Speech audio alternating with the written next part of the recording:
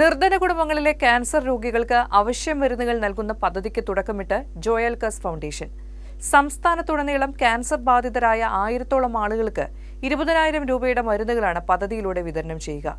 ലോക ക്യാൻസർ ദിനത്തോടനുബന്ധിച്ച് Thrissur corporation mayor doctor Niji Justin പദ്ധതി ഉദ്ഘാടനം ചെയ്തു. ചാക്കോളാസ് പവലിയൻ കൺവെൻഷൻ സെന്ററിൽ നടന്ന ചടങ്ങിൽ ചലച്ചിത്ര താരം മമത മോഹൻദാസ് മുഖ്യാതിഥിയായി. സാമ്പത്തികമായി പിന്നാക്കം നിൽക്കുന്ന ആളുകൾക്കാണ് പദ്ധതിയുടെ പ്രയോജനം ലഭിക്കുക.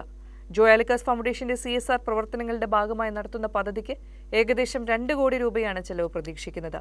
പാവപ്പെട്ട രോഗികൾക്ക് ഏറെ ആശ്വാസകരമായ പദ്ധതിയാണ് ജോയൽക്കസ് ഫൗണ്ടേഷൻ ആരംഭിക്കുന്നതെന്നും കുട്ടികളുടെ ക്യാൻസർ ചികിത്സയ്ക്ക് മാത്രമായി തൃശൂരിൽ അത്യാധുനിക ആശുപത്രി സംവിധാനം ഒരുക്കുമെന്നും ജോയൽക്കസ് ഗ്രൂപ്പ് ചെയർമാൻ ജോയൽക്കസ് പറഞ്ഞു. ക്യാൻസർ എന്ന രോഗം ഒരു വ്യക്തിയെ മാത്രമല്ല, ആ കുടുംബത്തെ മുഴുവനായും ബാധിക്കുന്ന ഒരവസ്ഥയാണ്. ചികിത്സയിലുണ്ടാകുന്ന വലിയ സാമ്പത്തിക ബാധ്യത പലപ്പോഴും സാധാരണക്കാരായ രോഗികളെ വലിയ രീതിയിൽ തളർത്താറുണ്ട്.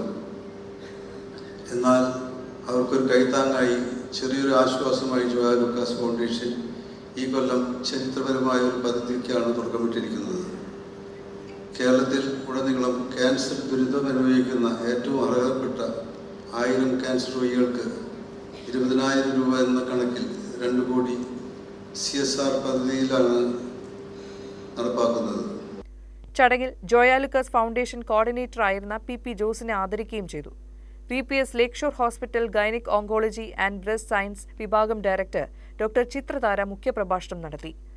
ജോയൽക്കസ് group director Jolly Joyalukkas, Amala hospital director father Julius Arackal CMI, jubilee mission hospital CEO doctor Benny Joseph, സംഗീത സംവിധായകൻ ഔസേപ്പച്ചൻ എന്നിവർ പ്രസംഗിച്ചു. പാർശ്വവൽക്കരിക്കപ്പെട്ട ജനസമൂഹത്തെ മുഖ്യധാരയിൽ എത്തിക്കുക എന്ന ലക്ഷ്യത്തോടെ 2009 ആരംഭിച്ച ജോയൽക്കസ് ഫൗണ്ടേഷൻ മുഖേന രാജ്യത്തുടനീളം നിരവധി സന്നദ്ധ സേവന പ്രവർത്തനങ്ങളാണ് പൂർത്തീകരിച്ചിട്ടുള്ളത്. ഡയാലിസിസ് രോഗികൾക്കുള്ള സാമ്പത്തിക പിന്തുണ, ഹൃദ്രോഗികൾക്ക് സൗജന്യ പേസ്മേക്കറുകൾ, മറ്റു മെഡിക്കൽ സഹായങ്ങൾ എന്നീ ജീവകാരുണ്യ പ്രവർത്തനങ്ങൾക്ക് പുറമെ ആന്ധ്രാപ്രദേശ്, കർണാടക, തെലങ്കാന, തമിഴ്നാട്, കേരളം എന്നീ സംസ്ഥാനങ്ങളിലായി 500-ലധികം ജോയ് ഹോമുകളും ഇന്ത്യയിലുടനീളം നിരവധി കുട്ടികൾക്ക് ജോയ് ഓഫ് ഹോപ്പ് സ്കോളർഷിപ്പുകളും നൽകിയിട്ടുണ്ട്.